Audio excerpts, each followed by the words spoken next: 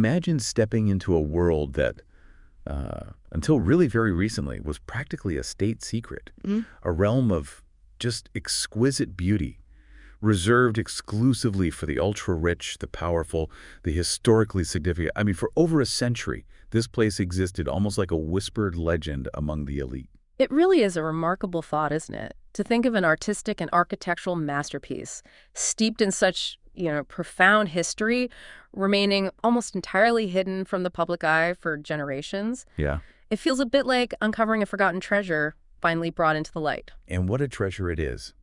Today, you and I are embarking on a deep dive into Sanso. It's a truly breathtaking villa and garden, nestled deep within Kyoto's utterly exclusive Nanzenji district. And when you say exclusive... Oh, I mean exclusive. This was the address for the who's who of Japan's most influential figures. Our mission today is really to peel back the layers of its incredible, almost cinematic history, revealing the hidden intentions behind its very sophisticated design. And there are definitely intentions there. Right. We'll explore its unique architectural and garden features, and maybe compare them a bit to, say, Western approaches to landscape and home.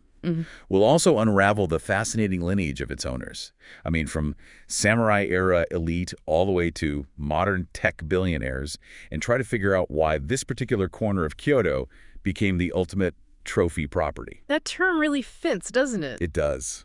Get ready for some genuinely surprising facts, maybe a few aha moments, and hopefully a chuckle or two as we finally unravel the story of Sanso, now, thankfully, mostly accessible to everyone. It's so much more than just a beautiful estate, though. It's really a living testament to grand vision, immense resources, and, frankly, artistic genius.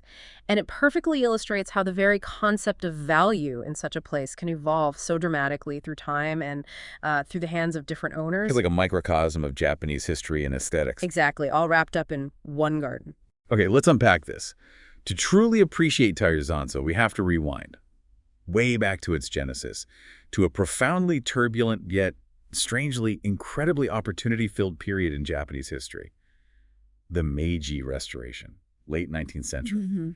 A huge turning point. Yeah. Imagine Japan hitting this colossal reset button. The old feudal system, shogun, samurai out.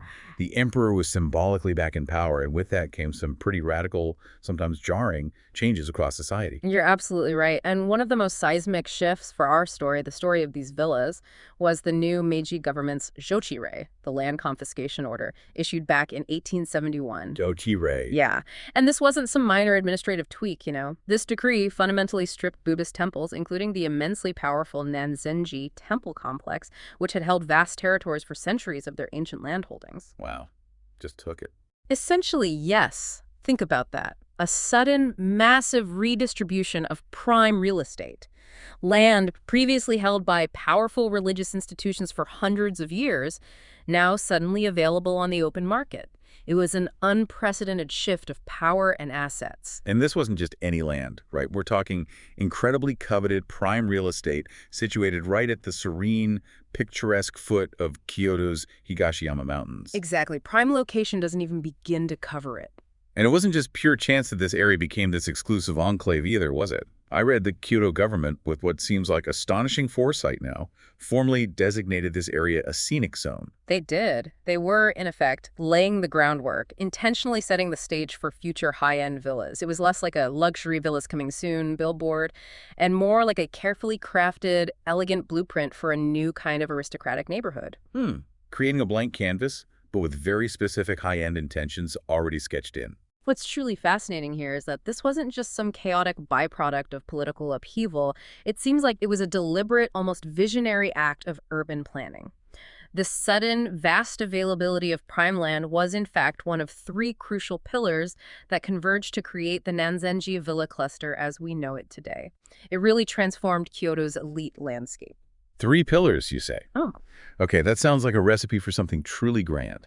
What were the other 2 pieces of this remarkable puzzle? You've got us on the edge of our seats. Well, the second pillar, and this is truly where we see a revolutionary shift, a real paradigm shift in Japanese garden design, was the completion of the Biwako Canal in 1890. Ah, the canal. Yes. This was no small feat. It was a truly massive civil engineering project designed to bring an abundant and crucially continuous water source directly into Kyoto.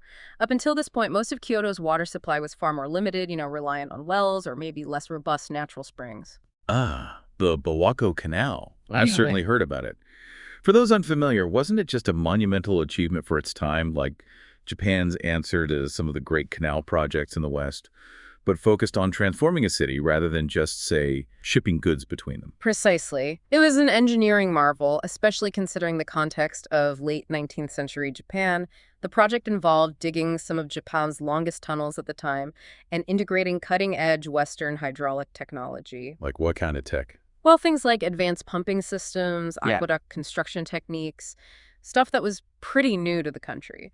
Its primary aim was incredibly practical, focused on modernizing Kyoto, Yeah. which was still kind of recovering from the economic downturn after the capital shifted to Tokyo. Right, the move to Tokyo hit Kyoto hard. It did. So the canal was intended for shipping goods, for generating hydroelectric power, which was revolutionary then, lighting up parts of the city for the first time, for large-scale irrigation, for agriculture, and crucially, for fire prevention. Fire prevention makes sense. Kyoto was mostly wood, right? Yeah. Lots of devastating fires throughout history. Exactly. The canal literally brought a lifeline to the city in many ways. So on paper, it was all about industry, urban development, utility, very much in line with the Meiji era's whole drive for modernization.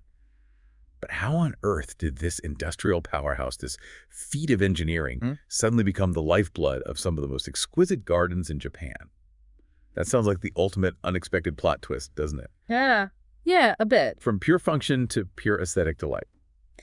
That's where the third pillar comes into play. The immense capital, the sheer ambition, and the evolving aesthetic tastes of Japan's newly emerging political and industrial elite. These were the former samurai who became bureaucrats, the shrewd merchants who became industrialists, the visionaries of the new Japan. Okay. They looked at this abundant, continuous water flow from the canal, and instead of just envisioning power plants or shipping lanes, they started dreaming about integrating it into their grand private estates. So if the canal was built primarily for industrial and civic purposes, its aesthetic impact was almost like an incredibly beautiful, almost accidental side effect, but one that fundamentally reshaped how gardens were conceived. Indeed. It led to a really radical aesthetic shift in Japanese garden design. Prior to the canal, traditional Japanese gardens, particularly those pond stroll types, often featured static ponds. The water was largely for visual contemplation, maybe a gentle trickling storm if you were lucky. Very still. Zen-like. Exactly. But the Biwako Canal allowed for something entirely new. Dynamic, moving gardens. Gardens brought to life with genuine, sometimes roaring waterfalls, babbling streams, cascades that wound their way through the landscape. It literally allowed for a living, flowing body of water to be integrated into private estates on a scale previously unimaginable. Wow. That's a huge difference from, say, a dry garden symbolizing water, or just a still pond. A profound departure. Older Japanese gardens often relied on captured rainwater or natural springs that might not have consistent flow or volume, or they used karasansui, the dry gardens, to symbolize water. This constant, abundant flow from the canal was a true game changer. It injected an entirely new element of sound and motion. And I can only imagine the impact of that. To suddenly have roaring waterfalls and babbling brooks within your private garden, it must have been an absolute statement. Oh, absolutely. Less, I'm just rich, and more, I'm so rich I've redirected a river from my backyard. It was a monumental status symbol, wasn't it? Controlling and channeling nature itself into your private sanctuary. You might say it was the ultimate flex for the Meiji elite, combining a love for traditional aesthetics with a very modern display of wealth and power. And the undisputed pioneer in this moving garden revolution was Yamagata Aritomo's Murin and Villa. Murin. Built between 1894 and 1896. This was the very first villa in the Nanzenji district to draw canal water specifically for aesthetic purposes. It set a groundbreaking precedent. Yamagata Aritomo, a towering political figure of the Meiji era, one of the architects of modern Japan. So Murin truly laid the foundation for this new style, and it had a very distinctive philosophy, didn't it? This idea of wakonyosai. Yes, wakonyosai, Japanese spirit, Western technology. Yep. Murin perfectly embodied that. It sought to combine the best of Japanese tradition with the advantages of Western innovation. Architecturally, you'd find meticulously crafted traditional Japanese buildings sitting harmoniously alongside a rather striking, modern brick, Western-style house. A brick house Yeah. in Kyoto. Yes. Next to traditional Japanese building. Yeah, complete with a Western-style drawing room and fireplace. But what truly set its garden apart, and this is where we see a direct influence from Western landscape design, was its then unusual, expansive, and brightly maintained lawn. A lawn. In a Japanese garden, that's quite a departure for those of us who picture Japanese gardens with their iconic moss, gravel, carefully pruned pines. We typically associate sprawling green lawns with, I don't know, an English country estate or maybe a French chateau, not the contemplative, miniaturized landscapes of Japan. And that's precisely the point of its significance. This large open lawn was a clear, intentional nod to Western park design. It wasn't just some quirky addition, it represented a deliberate integration of Western landscape elements into a traditional Japanese garden.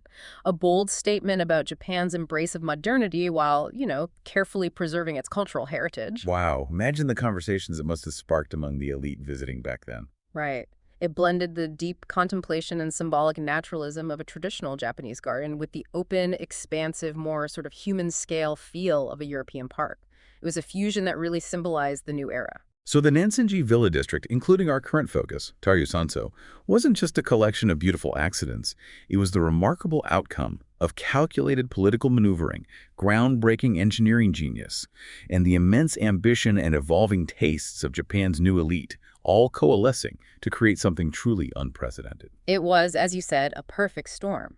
Available land, abundant water, and vast wealth, leading to this new form of cultural expression, a truly unique cultural landscape born from a very specific transformative historical moment. And Taryu-Sanso, as we'll now get into, took these foundational principles and just elevated them to an even greater level of sophistication, creating something truly unparalleled. Indeed, it really did. Which brings us beautifully to part two, the art and intent behind Taryu-Sanso, a masterpiece of flow and form. This garden, as you'll discover, wasn't built in a day, nor was it solely the singular vision of just one person. It was shaped by the distinct tastes of two powerful owners, brought to life, of course, by the incredible touch of a true master gardener. That's a crucial distinction. The initial foundation for Taryu-Sanso, laid between 1896 and 1899, was the work of its first owner, Ijun Kanetsune. Ijun Kanetsune. Yes, he was a Satsuma-born bureaucrat and a shrewd businessman, but also a man of deep aesthetic refinement. In his time, he was lauded as a modern Kobori Enshu. Kobori Enshu, the legendary tea master and garden designer. That's incredibly high praise. It is a profound compliment. Enshu was celebrated for his minimalist yet highly sophisticated aesthetic back in the 17th century. So Ijin brought that aristocratic, understated elegance to the nascent property. He set the initial tone. Okay, so he established this refined foundation for what would become this secret paradise. But then the property received what sounds like a significant upgrade, elevating it even further. It absolutely did. The garden was truly elevated to its current magnificent glory by its second owner, Ichida Yaichiru. He was a shrewd, immensely successful omikimono merchant who acquired the villa in 1901. Unlike the aristocratic Eijun, Ichida represented the burgeoning entrepreneurial clash, the new money, if you will, of the Meiji era. The merchant class rising. Exactly. With his vast wealth and a remarkably keen, almost intuitive aesthetic sense, he undertook a massive, ambitious renovation project. It was under his visionary ownership that the villa was formally named Taryu-Sanso. Taryu-Sanso, facing the Dragon Mountain. That's right. A lovely poetic nod to Nanzenji's mountain name, Zuirizan. This fusion of old-world aristocratic taste from Ijun and this new-world entrepreneurial drive backed by immense capital from Ichida truly made the villa unique. So you had the refined, almost understated aristocratic foundation laid by Ijun, then the dynamic, ambitious entrepreneurial spirit and incredible wealth of Ichida. It's like combining the subtle elegance of a haiku with the bold brushstrokes of a grand painting. That's a great analogy. A fusion that sounds incredibly potent and perhaps quite unusual for its time. It seems like it. Precisely. And this potent fusion of vision and resources needed a genius to bring it fully to life, to harmonize these distinct influences. That master was Ogawa Jihei. Ogawa Jihei again. Often referred to affectionately as Uiji, the seventh generation in a renowned lineage of garden masters. His reputation had already soared to national prominence after his groundbreaking design of Marinan, which we just talked about. Right. And he then crafted Tari Sanso's garden, which is widely considered one of his absolute finest, most profound works. His deep understanding of how to integrate water, stone, and plant life to create a dynamic living landscape was simply unparalleled. Ah, Ogawa Jihei. His name really does come up again and again when you discuss these iconic Danzenji villas. So what was his specific intention, his signature artistic philosophy when it came to Tari Sanso? How did he truly make it stand out from even other grand Japanese gardens of the era? Well, Jihei's genius lay in his masterful utilization of that abundant Biwako canal water to create what he envisioned as a truly dynamic storytelling garden. He didn't just plop a waterfall in a corner. He carefully sculpted the varying topography of the site to craft a narrative journey through the landscape using water. A storytelling garden. That's an incredibly evocative idea. How does water, seemingly inanimate, tell a story within a garden? Is it like a play with different acts or something? Kind of. Think of it this way. The water doesn't just sit in a static pond, like in many traditional gardens. It begins its journey as a powerful, dramatic waterfall, crashing down with a roar, signaling a forceful beginning. Okay, act one. Then it flows through wide, gentle streams, meandering quietly, perhaps evoking calm or reflection. Act two, calmer. Exactly. Finally, it widens into expansive, serene ponds, reflecting the sky and mountains, creating a sense of arrival and deep peace. This constant movement and the varying sounds, the powerful rush of the falls, the gentle murmur of the brooks, the stillness of the pond run the garden to life. It creates constant change and engages all your senses. So it's not a static painting you simply observe. No, it's a living, breathing, evolving landscape designed to be actively experienced, to guide you through a sequence of emotions and perspectives as you move through it. That sounds absolutely incredible. A true symphony of sights and sounds, constantly shifting. And it's much more than just carefully arranged plants, isn't it? It's an entire ecosystem, carefully curated. Much more indeed. It's primarily a pond stroll-style garden, meaning you are meant to walk around a central pond with diverse, unfolding scenes revealing themselves as you move. You'll encounter that spacious, bright lawn, which, as we discussed with Murinen, was a distinctly modern, almost Western touch for its time, creating open vistas. Right, the lawn again. Then there's a quiet, introspective tea garden pathway known as a roji, designed for contemplation before entering the tea house. Very different feel. And of course, impressive, strategically arranged stone compositions that anchor the landscape. Every turn reveals a new vista, a new composition, a new act in the garden's story. This careful orchestration, this flow, it almost looks, well, effortless, like nature just arranged itself perfectly, a happy accident. But I'm guessing that's precisely the trick, isn't it? Yes. The hallmark of a master is making the incredibly complex appear simple. The effortless effort principle. You've hit on one of the most profound concepts in Jihei's work, and really in much of Japanese garden design, our effortless effort. The garden is designed to appear so naturally beautiful, so untouched by human hands, as if it simply grew that way over centuries. Like finding a perfect spot in the wild. Exactly. Yet every single element, from the delicate patterns of moss to the precise angle of a stone to the exact flow and sound of the stream, is meticulously designed, placed, and maintained to evoke that sense of untouched, sublime nature. Sources even mention how a former utilitarian vegetable patch was seamlessly transformed into a vibrant flower garden. Really? A veggie patch? Yes, demonstrating how even seemingly ordinary or practical elements were integrated into the overall aesthetic, hiding the artistry behind apparent naturalism. That's amazing. And this is a profound philosophical difference from many formal Western gardens. Think about the meticulously clipped parterres of Versailles, or the rigidly symmetrical designs of an English stately home. There, the human hand, the control, the mathematical precision is proudly announced. It's part of the aesthetic. Right, you see the geometry. In Jihei's work, the art lies in concealing the art, creating an illusion of wild, natural beauty that is, in fact, the product of immense skill and deliberate design. That's truly fascinating. It's like nature is the ultimate illusionist, but Jihei is pulling all the strings behind the curtain with decades of inherited knowledge and instinct. And then there's the concept of borrowed scenery. How does that play into Terry Zanzo's expansive feel? Borrowed scenery, or hou, shakai, is absolutely central to Tari Sanso, and it's a concept that beautifully illustrates the Japanese approach to integrating the natural world beyond the garden's immediate confines. Beyond the walls. Jihei didn't just design within the garden's physical boundaries. He meticulously calculated the heights and arrangements of the garden's trees, ponds, structures, everything, to perfectly frame the majestic Higashiyama peaks in the distance. Those mountains aren't just a backdrop. They become an integral living part of the garden's vast landscape. Wow. So they extend the garden's perceived boundaries infinitely into the horizon. That's the idea. It's not just a garden. It's a carefully framed panoramic view of an entire mountain range, complete with changing seasons, fog, light. That's a truly mind-bending concept for anyone used to, say, a typical walled garden in Europe or America, where the boundary's everything, Right. where the garden is a distinct, often separate enclosed space. Here, you're literally incorporating the entire region into your private space. It's like the ultimate landscape painting, but alive. It's an expansive vision that dissolves the conventional idea of a garden as a self-contained, isolated space. It integrates the grand scale of nature into an intimate, personal setting, making the garden feel much, much larger than its actual footprint. It invites you to contemplate the natural world in its entirety, not just a cultivated portion of it. Precisely. Now let's talk about the actual buildings nestled within this incredible landscape.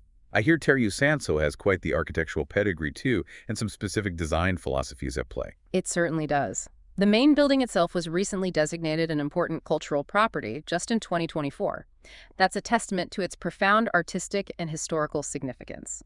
It was designed by the renowned Tokyo carpenter Shimada Tokichi, affectionately known as Shimato. Shimada Tokichi, another master craftsman in this grand tapestry. What style of architecture are we talking about here? Given the opulent gardens, one might imagine something grand and outwardly ornate. Actually, it's quite the opposite of ostentatious. It's built in the Sukiya-zukuri style. Sukiya-zukuri. Right. That's related to tea houses, right? Exactly. It's a highly sophisticated, minimalist architectural style that takes its cues from traditional tea house design. It emphasizes natural materials, unlacquered wood, often cedar, the subtle textures of earthen walls, translucent shoji screens made of paper.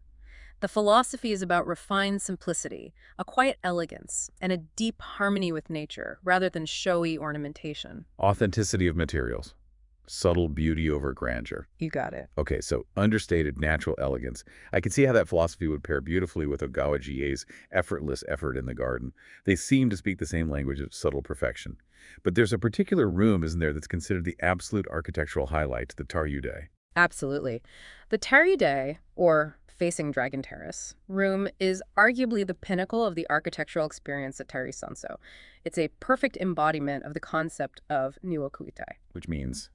Garden house unity, or garden building as one.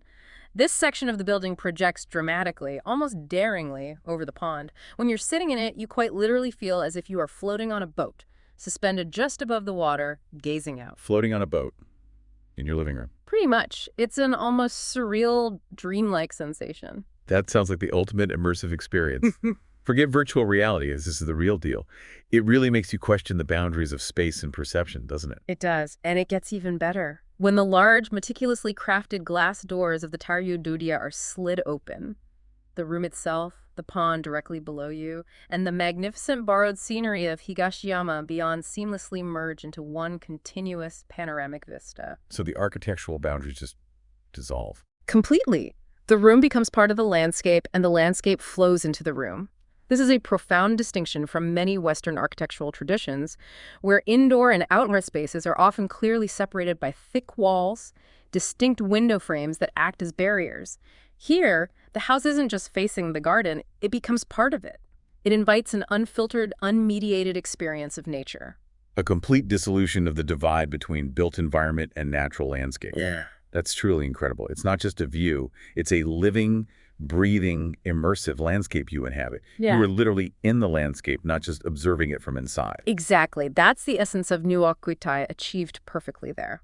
And I hear there's also some amazing art displayed within the villa, presented in a unique way. Yes, the Nitori art collection is displayed throughout the building. It features exquisite works by famous Japanese artists, and what's unique is how they're presented, without the typical glass cases or barriers you might find in a museum. No glass, really. No glass. This invites a much closer, more intimate, and unmediated appreciation of the artwork. It's another example of how this place seeks to create an immersive experience. You're not just observing art or architecture, you're living with it, experiencing it directly, perhaps as the original owners would have. So we've covered the fascinating historical backdrop, the engineering marvels that made this type of dynamic garden possible, and the incredible artistic and architectural genius behind Taiyu Sanso. This leads us to our final part. Taiyu Sanso, in the modern era, a trophy property for a new age. Because let's be honest, something this magnificent, this steeped in history, and this exclusive was bound to attract a certain kind of owner, both then and now. Oh, absolutely. It's always been about more than just a home. Definitely. Taiyu Sanso, after remaining in the Ichida family for nearly a century, which is itself a testament to their enduring legacy, was finally acquired in 2010 by Natori Holdings. Natori Holdings, the furniture company. The very same. For those familiar with Natori, they are a major Japanese furniture and home goods company, famous for their incredibly catchy and ubiquitous tagline, Onedan Isha. Which means? It playfully translates to more than the price. It's their equivalent of saying you get more than what you pay for, suggesting great value. More than the price. A furniture and home goods company known for affordable stuff, buying a century-old, hyper-exclusive, historically significant villa and garden in Kyoto. That sounds, well, it sounds like something straight out of a sitcom, doesn't it? Oh, a little bit. Honey, I just bought a new lamp. Eh. Oh yeah, a priceless Kyoto villa. It was certainly an unexpected, very high-end move for a company known for making affordable furnishings accessible to the masses. A surprising departure from their usual business model, you could say. It definitely raised eyebrows, no doubt, and many wondered about the motivation. But Natori's chairman, Akio Natori, had a very clear, almost visionary, philanthropic vision for it. Rather than developing the property for commercial gain, they undertook an incredibly extensive, meticulous 8-year restoration project. 8 years. 8 years. This wasn't a quick spruce-up or a commercial renovation. It was a profound demonstration of their commitment to preserving this priceless cultural heritage. They really saw themselves as custodians. An 8-year restoration. That's an astonishing level of dedication, not just a minor facelift. That's a serious commitment to preserving history. And then came the truly surprising part, the part that actually made international news, setting a new precedent for these private estates. They decided to open it to the public, didn't they? Yes, that was the ultimate game changer, a decision that really reverberated throughout the cultural preservation world. Natori made the monumental decision to open Taiyu Sanso to the public, first the garden in 2024, and then the building itself planned for 2025. This was a major philanthropic move. It transformed what had been for over a century a symbol of private luxury and exclusivity into a shared cultural asset for all. It directly challenged the traditional, almost secretive view of these exclusive villas as untouchable private domains. It was really an act of profound generosity. That's truly remarkable. To take something that was the absolute epitome of private wealth and exclusivity, and then to simply open its doors for the world to see and experience, it's almost like they decided the true enduring value was in its shared appreciation rather than its secret exclusive ownership. That seems to be the philosophy. But I imagine maintaining a masterpiece like this isn't exactly cheap. In fact, for a deep dive, we should really try to understand the sheer financial commitment involved in keeping such a place alive. It can't be easy. You've hit on a critical point, and this is where that more than the price tagline truly takes on a new, almost dizzying meaning. Maintaining a 6,000 square meter property that's roughly 64,500 square feet, which is designated as both a national place of scenic beauty and an important cultural property, well, it's an immense, ongoing financial commitment. How immense are we talking? Sources estimate the annual cost to be roughly 40 to 60 million yen. 40 to 60 million yen annually. Just to keep it running. Annually. For our listeners in the U.S., that's roughly $260,000 to $370,000 USD every single year. And that's just for maintenance, right? Not for massive renovation or acquisition cost. Yeah. That is a seriously massive chunk of change, an endless investment. What exactly goes into that staggering sum? Well, it's far more than just basic landscaping, mowing the lawn. These costs include highly specialized garden maintenance. For a Japanese garden of this caliber, that's an art form in itself. Like what? Think about the meticulous, labor-intensive pruning of ancient pine trees. This requires highly skilled traditional artisans who understand the very specific aesthetics of Niwaki or trained garden trees.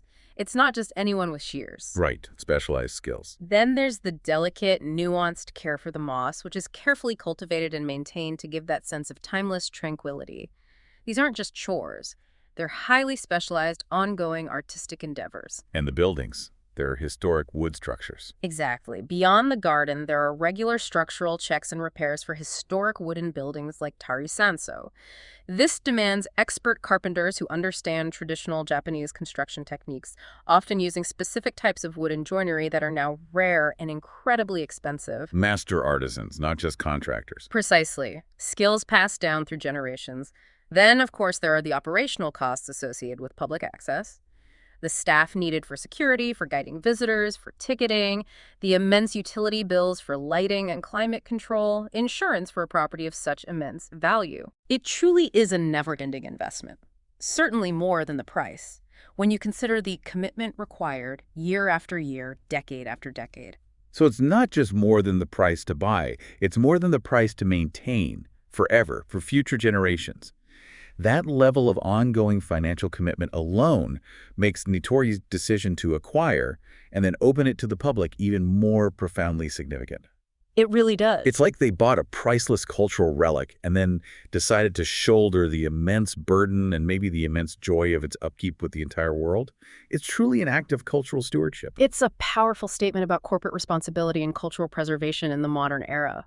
But what's also fascinating is how the ownership of these Nanzenji villas, these ultimate trophy properties, has evolved over time, reflecting broader shifts in global wealth and power. Ah, the ultimate status symbol. It's always been about more than just owning a house. It's about owning a piece of history, a piece of art, a piece of the Japanese soul almost.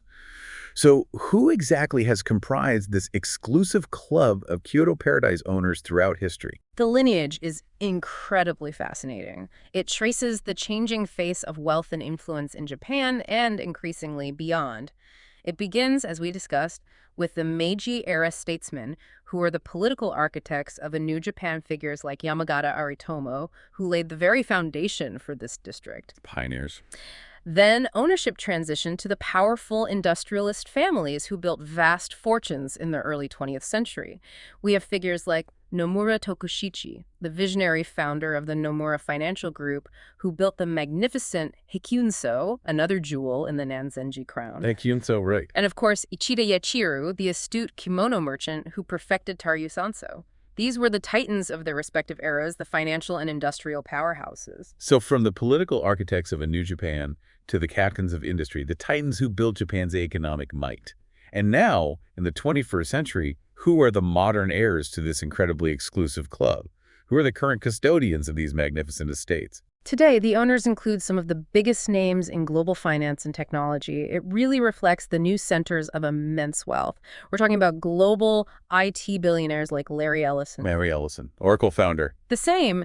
He famously purchased Kyuso, another Nanzenji villa, for an estimated 8 billion yen. 8 billion yen. Was that in dollars? Well over $50 million USD, likely more now, just for the property. A truly staggering sum. Wow. And then there are Japanese tech moguls like Maezawa Yusaku, the eccentric former Zozo president space tourist. He owns Chisuyan, another equally magnificent villa in the area. Larry Ellison, the ultimate American tech titan, buying a traditional Zen-influenced garden villa in Kyoto. That's a serious power move that crosses cultural boundaries. It really is. It truly seems that no matter where wealth originates, whether it's old money, new money, industrial money, or digital tech money, the desire to own a piece of Kyoto's unique blend of history, profound beauty, and exclusivity remains an incredibly powerful, enduring status symbol. It's the ultimate trophy property, isn't it? A tangible representation of success and perhaps a deep appreciation for culture and heritage. Yeah, maybe even a spiritual appreciation. It absolutely speaks to the enduring, almost mystical allure of Kyoto itself. Its unique cultural cachet and its unparalleled beauty transcend generations and continents. These villas aren't just real estate investments. They are living testaments to Japan's rich history, its profound aesthetic values, its exquisite craftsmanship, now coveted by the world's most influential elite. They represent a connection to something timeless in an ever-changing world. Beautifully put. What a journey we've taken today. We've journeyed through time from the tumultuous political upheaval of the Meiji Restoration through groundbreaking engineering marvels like the Biwako Canal, all the way to the contemporary philanthropy of a major corporation like Nitori. We've explored how Sanso embodies this unique, almost paradoxical blend of traditional Japanese aesthetic principles, pioneering engineering, architectural genius, and the shifting dynamics of wealth and power, both historical and modern. It's a truly remarkable narrative, isn't it?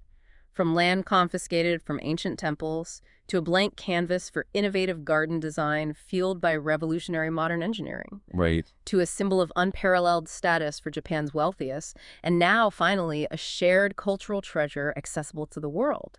It's a full-circle journey that's both fascinating and, I think, deeply moving. This deep dive into Sanso isn't just about a beautiful garden, is it? It's really a profound testament to the enduring human desire to create and preserve beauty, sometimes at truly immense cost, and the shifting ideas of what makes something valuable. It really prompts us to consider what truly makes a place priceless in our modern world. A great question. Is it the history it holds, the hidden intentions behind its creation, the unparalleled art it displays, the sheer genius behind its design? Or, perhaps, as Anitori has maybe shown us, is it the simple, profound act of opening its doors for everyone to share in its legacy, transforming exclusivity into shared cultural heritage? What do you think?